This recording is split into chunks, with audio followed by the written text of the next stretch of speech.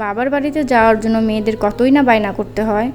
বাবা মাকে দেখার জন্য মনটা অনেক ছটফট করতেছিল অনেক দিন যাবতই। ঈদ চলে গিয়েছে, বাবা মার সাথে ঈদ করা হয়নি, তো মনটা অনেক খারাপ। তো হাজবেন্ড বুঝতে পারে যে আমার মনটা অনেক খারাপ, তাই আমাদের হঠাৎ করে প্ল্যান করে পাঠিয়ে দেয় বাবার বাড়িতে। তো আমরা ব্যাগটা গুছিয়ে নিচ্ছিলাম, আর রাদিফ এদিক দিয়ে তার বই খাতা গুছিয়ে নিচ্ছিল, আর এদিক দিয়ে আমরা বাসের সামনে চলে যাই রেডি হয়ে। তো আমরা যাচ্ছি মূলত ওনাদের গ্রামের কিছু লোক ঢাকা যাবে, একটি বাস ঠিক করেছে, তো ওই বাসে করেই যাব।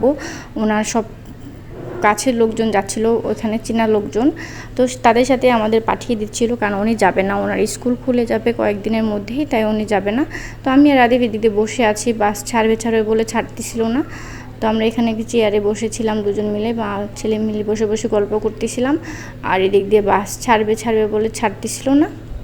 তো পরিশেষে বাসে উঠে পড়ি সবাই, যে যার মতো সিটে বসে পড়তেছিলাম। তো আমরা মূলত অনেক লোকজনই যাচ্ছিলাম, আর এদিক দিয়ে আকাশটা অনেক সুন্দর লাগতেছিল। রাদীপ বলতেছিল আম্মু আকাশ লাল দেখা যাচ্ছিল, দেখো দেখো। তো একটু ফুটেজ নিয়ে নিয়েছিলাম।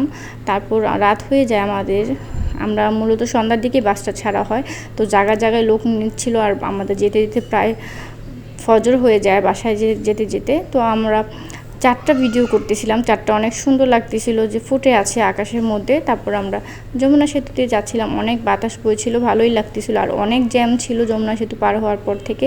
জ্যামের কারণে আমাদের আসতে লেট হয়ে যায়। তো বাসায় চলে এসেছি ফজর নামাজের সময়। তো শুধু আব্বু আমাকে নিতে গিয়েছিল, আর বাকিরা সবাই ঘুমিয়েছিল, আম্মু ওরা সবাই ঘুমিয়েছিল। তো আপনাদের সাথে ভিডিওটা শেয়ার করলাম। তো সবাই ভালো থাকবেন, সুস্থ থাকবেন। আসসালামু আলাইকুম।